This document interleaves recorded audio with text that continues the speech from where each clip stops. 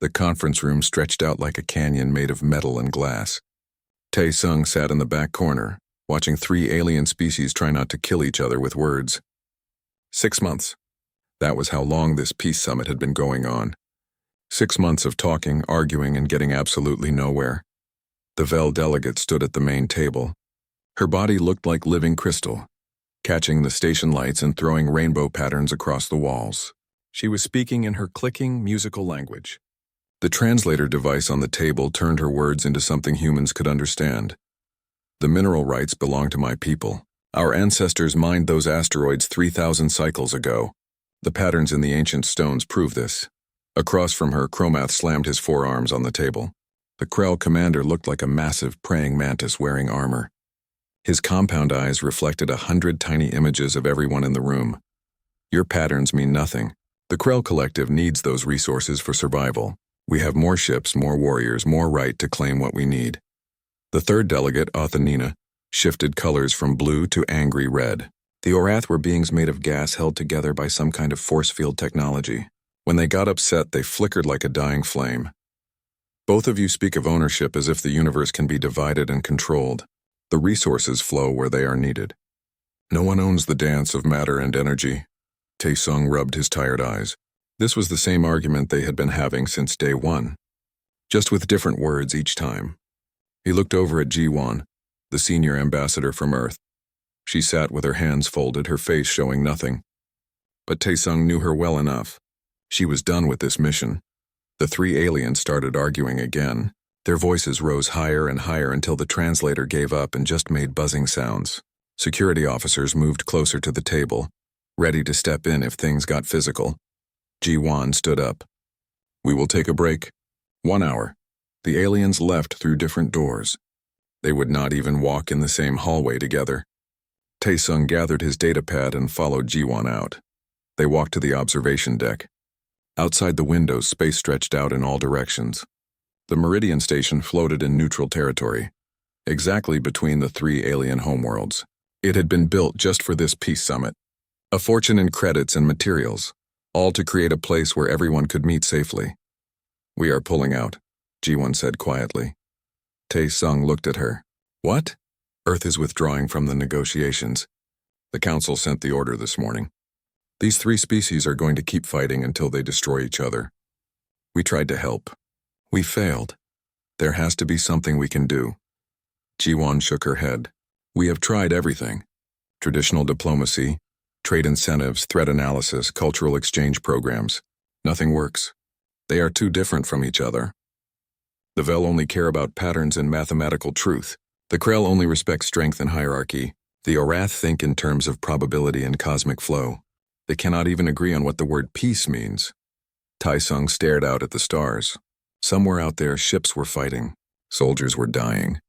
Colonies were being destroyed. All because 3 species could not figure out how to share some rocks in space. Give me 1 week, he said. What? 1 week? Let me try something. If it does not work, we leave. But give me 7 days. Ji-won studied his face. You have an idea? Not yet. But I will. She was quiet for a long moment. 1 week. That is all. Tae-sung spent the rest of the day in the observation lounges. These were smaller rooms scattered around the station where delegates could relax between meetings. He watched the aliens when they thought no one was paying attention. The Vel delegates sat in perfect geometric patterns. They played some kind of game with colored tiles, arranging them in sequences that probably meant something to their mathematical minds. When one of them placed a tile wrong, the others made sounds like wind chimes breaking. The Krell stayed in groups based on rank. The lower officers stood in positions that kept them below and behind the higher ranks. Even when they were just eating or resting, they never forgot their place in the chain of command. Chromath sat at the center of his group, and the others orbited around him like planets around a sun. The Orath were harder to understand. They floated in loose clusters, their gaseous bodies mixing and separating. Sometimes they would all flash the same color at once. Other times one of them would drift off alone, pulsing through a rainbow of shades. There was a pattern to it, but Tae-sung could not figure it out. He returned to his small quarters late that night. The room was barely big enough for a bed and a desk, but it was quiet. He sat down and pulled out a deck of playing cards from his personal bag. It was an old deck, the kind with paper cards that were getting soft around the edges from use. Tae-sung shuffled the cards without thinking about it. The motion was automatic after years of practice. He laid out a game of solitaire on his desk. Red on black, black on red, kings in their corners. His mind wandered as he played. The Vel liked patterns. The Krell liked hierarchy. The Orith liked randomness and flow, 3 completely different ways of seeing the universe. How could anyone get them to agree on anything? He stared at the cards spread out in front of him. 52 pieces of paper with numbers and pictures on them. Hearts and diamonds, clubs and spades. A simple human game that had been around for hundreds of years. Something clicked in his mind. Tae-sung sat up straighter. He looked at the cards again, really looked at them. Numbers created patterns. The ranks created hierarchy. The shuffle created randomness. And every game had rules that everyone had to follow, but the outcome was never certain. Could it work? It seemed crazy. These were species that had been fighting a war for decades. Their negotiators had spent 6 months locked in bitter arguments about territory and resources. And he was thinking about teaching them a card game? But what did they have to lose? Tae-sung started making notes on his datapad. He would need to modify the rules. Make something that used elements from all 3 cultures. Create a game that the Vel, the Krell, and the Orath could all understand and enjoy. Outside his window, the stars shone cold and distant. Warships moved in the darkness, carrying weapons that could crack planets. And here he sat with a deck of playing cards, hoping that maybe, just maybe, humans had something to offer that no one else had thought of. 1 week. That was all he had. Tae-sung found Hee-rin in the research library the next morning. She was a xenopsychology specialist, which meant she studied how alien minds worked. Her desk was covered with tablets showing brain scans and behavioral charts. "I need your help with something strange," Tae-sung said. Hee-rin looked up from her work. "How strange?" "I want to teach 3 warring alien species how to play cards." She blinked at him. "You want to what?" Tae-sung pulled up a chair and explained his idea. The more he talked, the more interested Hee-rin became. By the end, she was nodding slowly. "It might actually work," she said. "Games are a form of structured social interaction. They create shared rules and goals. But you would need to design something that appeals to all 3 species at once. That is why I need you. Help me understand how they think." Hee-rin pulled up files on her main screen. The Vel are pure logic beings. They see the universe as mathematical equations. When they play their tile games, they are actually solving complex problems. They do not play for fun. They play to find perfect patterns. So the card game needs patterns they can recognize. Exactly. Numbers, sequences, matching sets. Things that make mathematical sense. Tae-sung made notes. What about the Krell? The Krell are all about social structure. Every interaction is a test of dominance or submission. Even their recreation involves establishing who is stronger, smarter, or more skilled. They need to know where they stand in relation to everyone else. So they need ranking, ways to win and lose clearly. Yes, but here is the tricky part. The Krell respect opponents who play well. They actually form bonds through competition. If someone beats them fairly, they honor that person.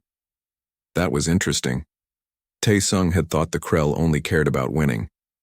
But maybe competition itself was how they connected with others. "And the Orath?" he asked. Hee-rin's expression became uncertain. "The Orath are difficult.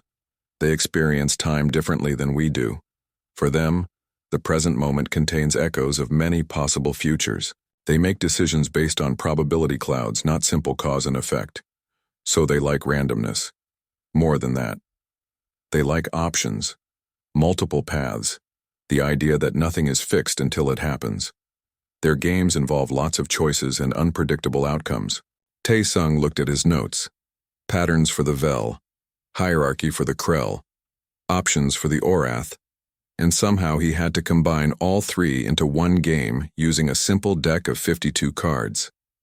"This is impossible," he said. "Probably," Hee-rin agreed. "But I will help you try." They spent the next 3 days working on the rules. Tae-sung brought his playing cards to the library, and they laid them out in different configurations. Hee-rin ran simulations on her computer, testing whether their ideas made sense. The basic structure came from poker, but they changed almost everything else. Players would draw cards and try to make sets which appealed to the Vel's love of patterns. Each set had a rank value, which gave the Krell their hierarchy. But players could choose to trade cards with each other or gamble on future draws, giving the Orath their options and uncertainty. Tae-sung tested it by himself first, playing all 3 positions.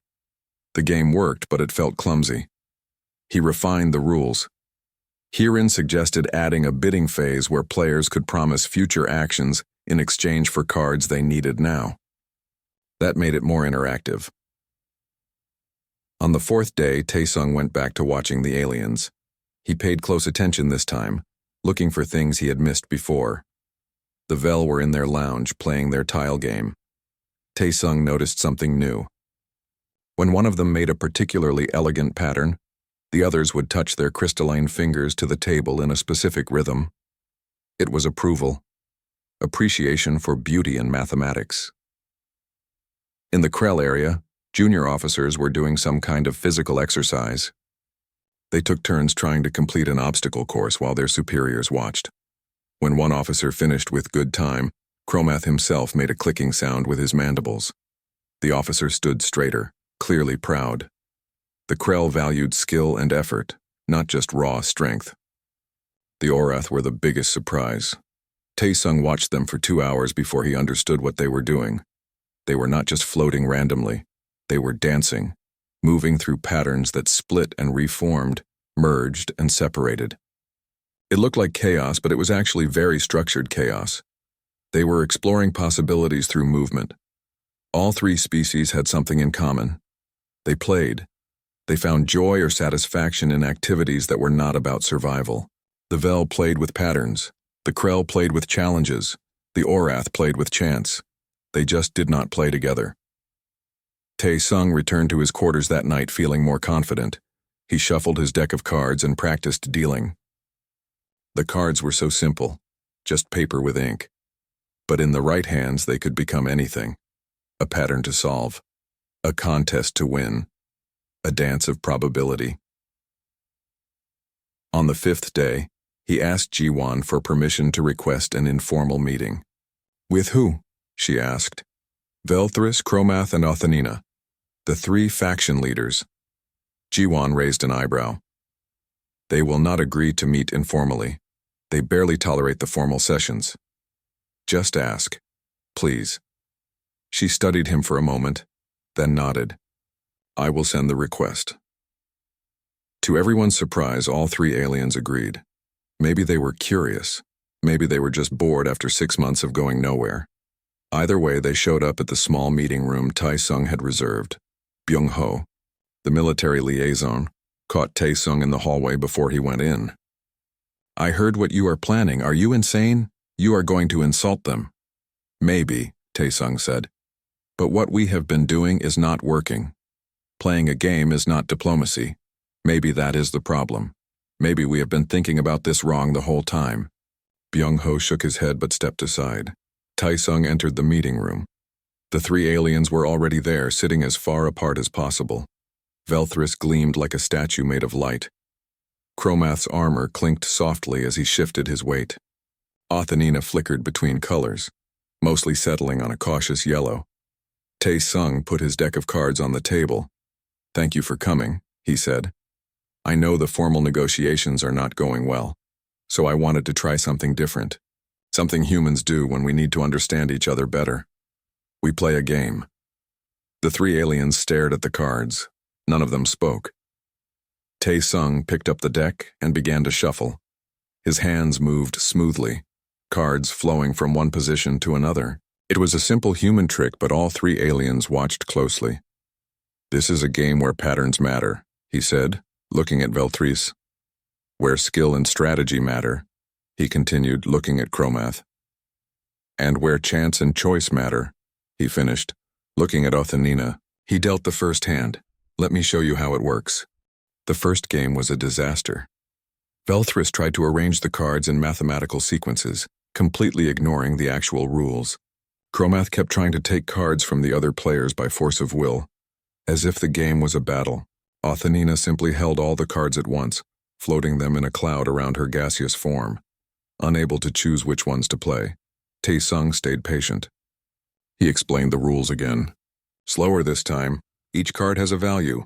Numbers 2 through 10 count as their number. Face cards count as 10. Aces can be 1 or 11. You want to make sets. 3 of a kind. 4 of a kind. Sequences of numbers. The better your set, the higher your rank for that round. Velthrus's crystalline body caught the light as she tilted her head. The sets must follow specific patterns? Yes, these patterns. Tae-sung showed her the list he had written. Pairs 3 of a kind, straights, flushes, full houses. All the combinations that made sense in card games. I understand, Velthrus said. She reorganized her cards instantly into perfect groups. Chromath clicked his mandibles. And the player with the highest rank wins? For that round, yes. But the game has multiple rounds. You need to win several rounds to win overall. So each battle is part of a larger war. Chromath's compound eyes gleamed. This I also understand. Othanina's colors shifted to interested purple. But we choose which cards to keep and which to trade. We can change our position? Exactly. After the first deal, you can trade with other players or draw from the deck. Every choice changes your possibilities. Many paths, Othanina said softly. Many futures. They played another round. This time it went better. Velthrus calculated probabilities in her head, figuring out which sets were possible with the cards remaining. Chromath played aggressively, bidding high and challenging the others. Othanina made unexpected trades following some logic that only she understood. By the third round, something changed. The aliens were not just playing to win. They were playing to see what would happen. Velthrus made a sound like bells chiming when she drew the exact card she needed. Chromath made his approval click when Othanina completed a difficult straight. Othanina flashed gold with pleasure when Velthrus explained the mathematical odds of the last hand. Sunmi, the communications officer, watched from the observation window. She had helped Tae-sung set up the room's recording equipment. Now she was documenting everything. They are actually playing together, she whispered into her recorder. I did not think this was possible. The game lasted an hour. Chromath won the most rounds, but Velthrus had the highest scoring individual hand. Othanina had neither, but she had managed to trade cards with both other players, which seemed to please her greatly. When they finished, none of the aliens left immediately.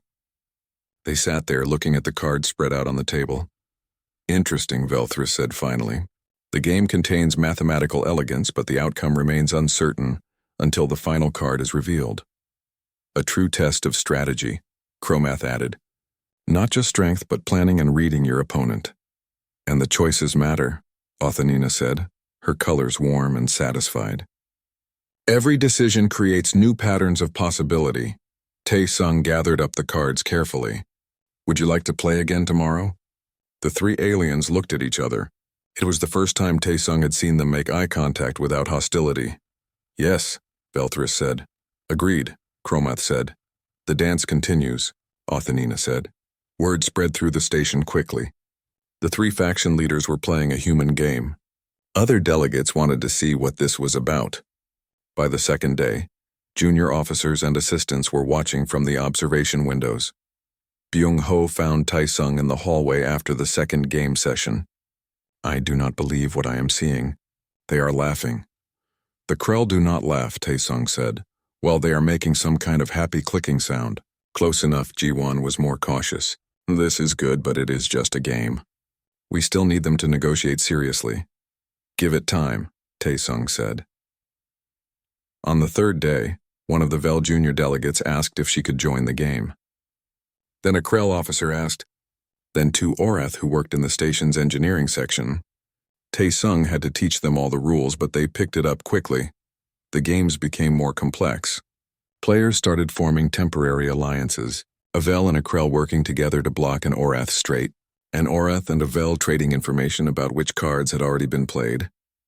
The alliances shifted every round, which meant no one could hold grudges. Hyerin pulled Tae-sung aside during a break. Do you see what is happening? They are learning to cooperate. Not within their own species. With each other, Tae-sung nodded. He had noticed.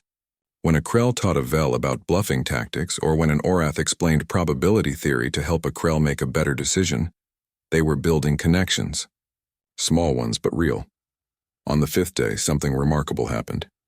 During a particularly intense round, Velthris was one card away from a perfect flush. She needed the Queen of Diamonds. She looked at Chromath, who was holding his cards close to his armored chest. "Commander," she said formally, "I propose a trade. I will give you my 10 of spades, which completes your straight, in exchange for your Queen of Diamonds." Chromath considered this. In the Krell way of thinking, helping an opponent was weakness, but he had been playing this game long enough to understand that sometimes the best strategy was partnership. "I accept your trade," he said. They exchanged cards. Both of them completed their sets. Both of them scored highly that round. The watching aliens made various sounds of approval. During the break, Chromath and Velthris continued talking. Not about cards this time, about mineral rights and shipping lanes, using the same kind of language they had used in the game. Trading, offering, considering mutual benefit. Tae-sung barely breathed. He did not want to interrupt this moment. Othanina drifted over to join their conversation. "Perhaps," she said, her colors swirling thoughtfully. "The disputed territories are like a hand of cards. If we insist on taking all the high-value cards, none of us can make winning sets. But if we trade, if we consider which resources each faction values most, we could all score well." Velthris's body resonated with a thoughtful hum, a most logical observation. Chromath clicked his mandibles slowly. "My people need the iron-rich asteroids for ship construction. We care less about the silicon deposits. And my people require silicon for our computational matrices," Velthris said. "We have little use for iron in such quantities." "The Orath communion seeks the hydrogen clouds for fuel," Othanina added. "The solid resources interest us far less." They looked at each other. Three ancient enemies, discovering that what they each needed most was not what the others wanted. Tae-sung stayed very still. "Let them think. Let them work it out. Perhaps," Chromath said slowly, "we should discuss this with our full delegations." "Perhaps we should," Velthris agreed. They left the room together, not through separate doors this time. They walked down the same hallway, still talking. Sunmi grabbed Tae-sung's arm. "Did that just happen? Did they just start actually negotiating?" "I think so," Tae-sung said quietly. Ji-won appeared in the doorway. Her usually calm face showed pure shock. "They are requesting formal talks. All three of them. They want you there as facilitator." Tae-sung looked down at the deck of cards still sitting on the table. 52 pieces of paper had done what 6 months of diplomacy could not. "Tell them I will be there," he said, "and bring the cards." The formal conference room felt different now. Tae-sung noticed it the moment he walked in. The three delegations still sat in their separate sections, but the walls between them seemed thinner. A Krell junior officer nodded at a Vel scientist across the room. An Orath administrator floated near the Krell section, discussing something about station maintenance protocols. Da-un, a junior diplomat who had been assigned to document everything, set up her recording equipment. "This feels different from before," she whispered to Tae-sung. "It is different," he said. Ji-won called the meeting to order. The three faction leaders took their positions at the main table. Tae-sung sat to the side with his deck of cards visible on the desk in front of him. Several aliens glanced at the cards. A few made sounds that might have been amusement. "We are here to discuss resource allocation in the disputed territories," Ji-won began formally. "Commander Chromath has requested to speak first." Chromath stood. His forearms moved in what Tae-sung now recognized as thoughtful gestures. "My people have been approaching this negotiation incorrectly. We saw the conflict as a zero-sum game. If we gain, others must lose. If others gain, we must lose," he paused. Several Krell officers shifted in their seats, surprised to hear their commander admit any kind of mistake. But the card games taught us something. Sometimes the best strategy is not to take everything. Sometimes trading resources creates better outcomes for all players. Velthris rose next. Her crystalline form caught the light from a dozen angles. "My people have also learned from these games. We believe that peace required perfect mathematical equality, that all parties must receive exactly the same amounts. But this is flawed logic. True balance comes from each party receiving what they value most, not equal portions of everything." Othanina's colors swirled from blue to green to gold. "The Orath have always known that the future contains many paths. But we did not see how our choices could create better paths for others as well. The games showed us that cooperation opens possibilities that conflict closes. Ji-won looked at Tai-sung with something like wonder in her eyes. Then she turned back to the aliens. Then let us begin actual negotiations. Tae-sung will facilitate. Tae-sung stood and moved to the center of the room. He brought the cards with him. Several aliens made interested sounds. Let us think about the disputed territories like a hand of cards, he said. Each territory has different values to different factions. Some of you need minerals, some need gases, some need strategic positions. Just like in the game, we need to figure out who values what most. He laid out a large star map on the table display. The disputed zones glowed in red. There were 17 separate areas that all three factions had claimed. Commander Chromath, your people need shipbuilding materials. Which territories contain those? Chromath pointed to 6 regions. These asteroids are rich in iron and titanium, essential for Krell hull construction. And which territories do you care less about? Chromath hesitated.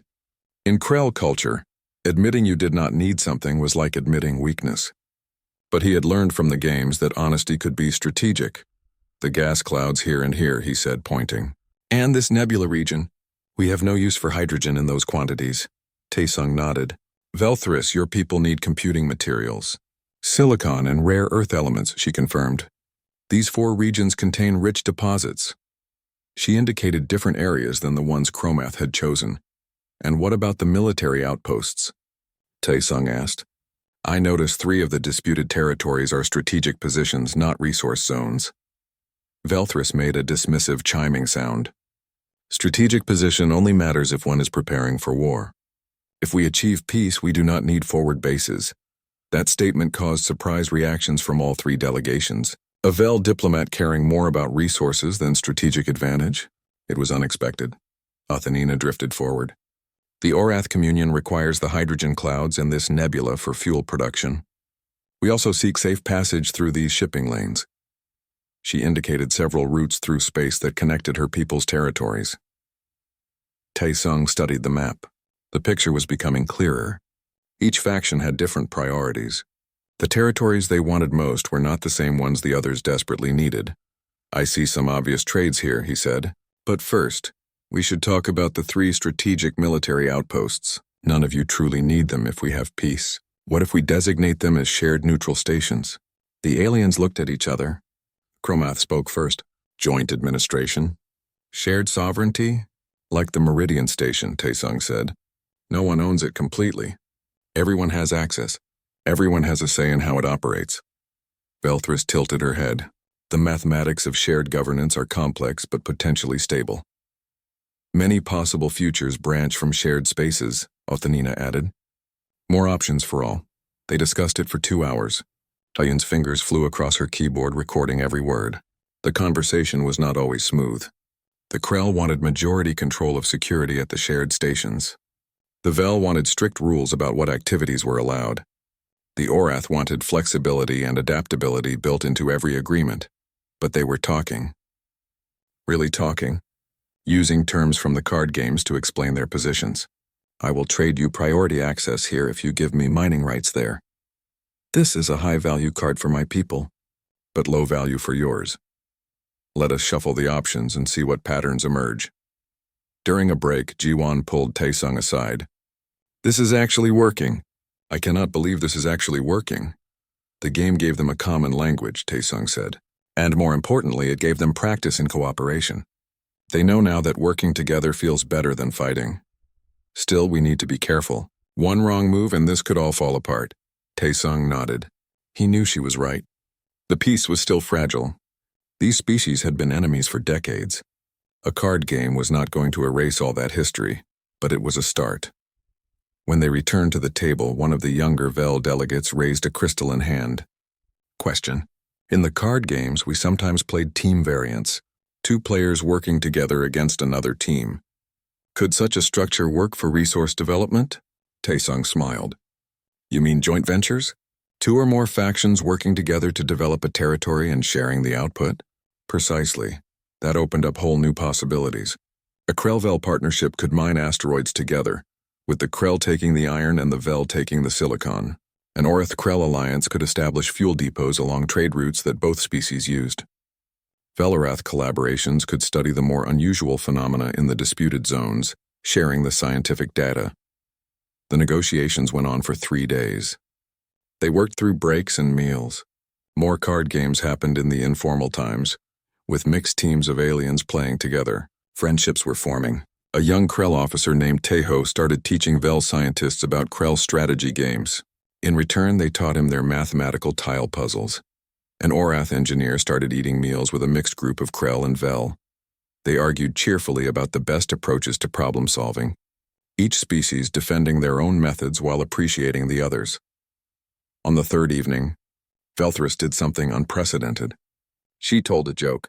It was not a very good joke, something about mathematical proofs and illogical conclusions, but she told it. And Chromath made his clicking laugh sound, and Othanina flashed bright yellow with amusement. Tae Sung watched from the side and felt something warm in his chest. This was why humans explored space, not to conquer or dominate, but to connect, to find ways to bring different beings together. On the morning of the 4th day, they had a draft treaty. It was not perfect. There were still details to work out, still compromises that would be difficult for some factions to accept. But it was real. It was possible. Young Su, Earth's chief negotiator, was scheduled to arrive that afternoon. He would take over the formal process and guide the treaty to its final form. But the hard part was done.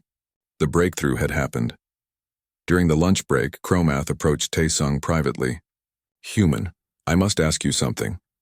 "Of course, Commander. These cards. This game. Did you know it would work?" Taesung considered the question honestly. "No, I hoped it might. I saw that all 3 of your species had forms of recreation. I thought maybe if you played together, you would start to see each other differently. But I did not know if it would work." Chromath made a sound deep in his throat. Respect, Taesung had learned. "You took a great risk. If we had rejected your game, you would have looked foolish." "Yes, but what we were doing before was not working. Sometimes you have to gamble." "Indeed." Chromath extended one of his forearms. Taesung understood this gesture now. It was how the Krell offered respect to equals. He reached out and gripped the commander's forearm. "May your hand always hold high cards," Chromath said. Taesung smiled.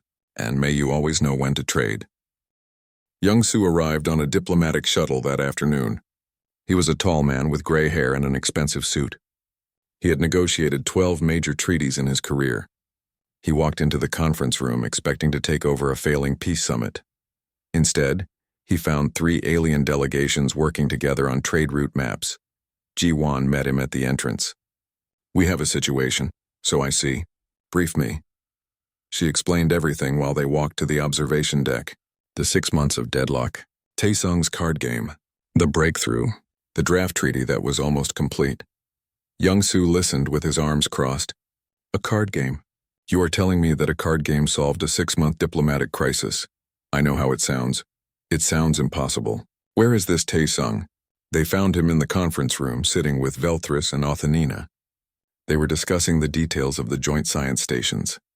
Chromath was on the other side of the room with his officers, but he kept glancing over at their conversation.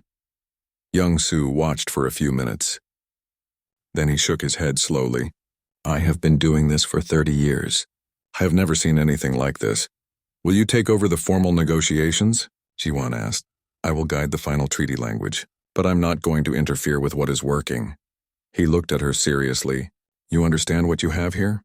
This is not just a peace treaty. This is a model for how different species can coexist. The whole galaxy is going to be studying what happened on this station." The formal negotiations resumed that evening. Young Su sat at the head of the table, but he let Taesung continue facilitating the discussions between the 3 factions. They worked through the remaining issues one by one. The question of enforcement. How would they ensure everyone followed the treaty? Velthris suggested a monitoring system based on mathematical audits. Chromath wanted military observers at key locations. Othanina proposed rotating inspectors from all 3 species. They combined all 3 ideas. Joint inspection teams with representatives from each faction. Mathematical accountability systems to track resource extraction. Military liaisons to ensure security without threatening anyone. The question of dispute resolution. What happened if they disagreed about something later? They could not come back to the Meridian Station every time there was a problem. A junior Orath diplomat suggested something interesting. What if they used games? Not for major decisions, but for smaller disputes. When two parties could not agree, they could play a round of the card game. Not to determine the winner, but to calm down and think clearly. The game had taught them all to see multiple possibilities and to value trading over taking. Everyone liked this idea. It went into the treaty. The question of cultural exchange. How would they prevent future misunderstandings? The Vel wanted detailed databases of information about each species. The Krell wanted officer exchange programs. The Orith wanted shared festivals and celebrations. Again, they did all three. They established cultural centers on the shared stations. Agreed to exchange students and military observers. Planned annual gatherings where all three species could meet and socialize. On the second day of formal negotiations, a Vel scientist named Bora made a presentation. She had been studying the card games and had created variations that highlighted different aspects of each culture. A Vel version that focused on complex mathematical patterns. A Krell version that emphasized tactical thinking and risk assessment. An Orath version that included multiple random elements and decision trees. These could be teaching tools, Bora explained. Ways to help our children understand how other species think. Young-Soo nodded approvingly. Included in the cultural exchange provisions. By the third day, they had addressed every major issue. The treaty was taking shape. It was a massive document, hundreds of pages long, with provisions for resource sharing, joint governance, trade agreements, military cooperation, scientific collaboration, and cultural exchange. But underneath all the legal language, the core was simple. Three species who had been enemies were choosing to become partners. On the evening of the third day, they held a signing ceremony. All three faction leaders stood at the main table. Young-Soo presented the treaty documents in three formats. Crystalline data storage for the Vel, armored datapads for the Krell, and quantum probability matrices for the Orath. Velthris signed first, pressing her hand to the crystal and encoding her genetic signature. On behalf of the Vel Collective, I commit to this peace. Chromath signed second, his forehand steady. On behalf of the Krell Imperative, I swear to honor these terms. Othanina signed last, her gaseous form pulsing with colors that Tae-sung had learned, meant deep satisfaction. On behalf of the Orath Communion, I embrace all futures where we walk together. The room erupted in sounds of celebration. Fel chiming, Krell clicking, Orath flashing bright colors. The human delegation applauded. Even Young-Soo was smiling. After the ceremony, there was a reception. Tables had been set up with food and drinks suitable for all species. For the first time, the three delegations mixed freely. A Krell officer and a Vel scientist stood together, discussing possible joint mining operations. An Orath administrator floated between groups connecting different conversations. Someone had set up a table with several decks of cards. Mixed groups of aliens were playing, laughing in their different ways, learning from each other. Velthries found Tae-sung near the observation windows. She held something in her crystalline hands. I made this for you. It was a sculpture carved from some kind of clear crystal. It showed a human hand holding playing cards, with the cards fanned out to reveal all four suits. Inside each card was a tiny, perfect star. It is beautiful, Tae-sung said softly. You gave us a gift, Velthris said. Not just peace. You gave us a way to understand each other. This is my way of saying thank you. Chromath approached with his typical heavy footsteps. He carried a small box made of the same metal as Krell armor. For you, human. Open it. Inside was a medallion on a chain. It bore the symbol of the Krell Imperative. This is a mark of honor, Chromath explained. It means you are considered a friend to the Krell people. Show this anywhere in our space and you will be treated as one of us. Othanina drifted over, her colors warm gold. She held nothing physical, but she extended part of her gaseous form toward Tae-sung. May I? Of course. She touched his forehead gently. It felt like cool mist. I have given you an Orath blessing. In all the possible futures that branch from this moment, may you always find the best path. Tae-sung felt his eyes getting wet. He had not expected this. Any of this. He had just been trying to solve a problem, but he had ended up making friends. Ji-won found him later, after most of the celebration had died down. They stood together looking out at the stars. Young-Soo is recommending you for a citation, she said. Probably several citations. What you did here is going to be taught in diplomatic academies for generations. I just played cards with them. You did more than that. You saw what no one else saw. that these species were not so different after all, that they all wanted connection, just in different ways, and you found a way to give them that. Tae-sung looked down at the crystal sculpture in his hands. I think humans are good at this, at finding common ground. We are not the strongest species. We are not the smartest. We do not have the best technology. But we know how to make friends. That might be the most valuable skill in the galaxy, Ji-won said. 3 days later, the Meridian Station began to empty.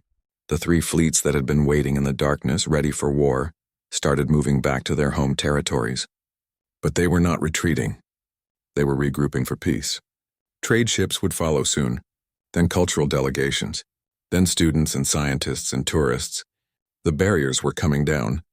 Tae-sung packed his small bag in his quarters. The deck of cards sat on top. They were worn now, soft around the edges from constant use. He had been offered new decks, fancy ones made with advanced materials. But he preferred these. They had history now. On his last day on the station, Tae-sung visited the education center. It was a new facility, built hastily during the final treaty negotiations. 3 teachers were there. 1 Vel, 1 Krell, 1 Orath. And sitting in front of them were a dozen children from all 3 species. The Vel teacher, a young scientist named Min-seok who had played in several of the card games, waved when he saw Tae-sung. Perfect timing. We were just about to start. The children looked up with curious eyes, compound lenses, and swirling colors. They were so young. They would grow up in a galaxy where their species were allies, not enemies. Tae-sung pulled out his deck of cards. Would you like to learn a game? The children made enthusiastic sounds in 3 different languages. Tae-sung sat down on the floor with them and began to shuffle the cards. This is a game that helps you understand each other, he said. It has patterns and strategy and luck. It has rules that everyone follows, but every game is different. Most importantly, it is more fun when you play together. He dealt the first hand. The children picked up their cards with hands and appendages and fields of force. A small Vel girl sitting next to a Krell boy.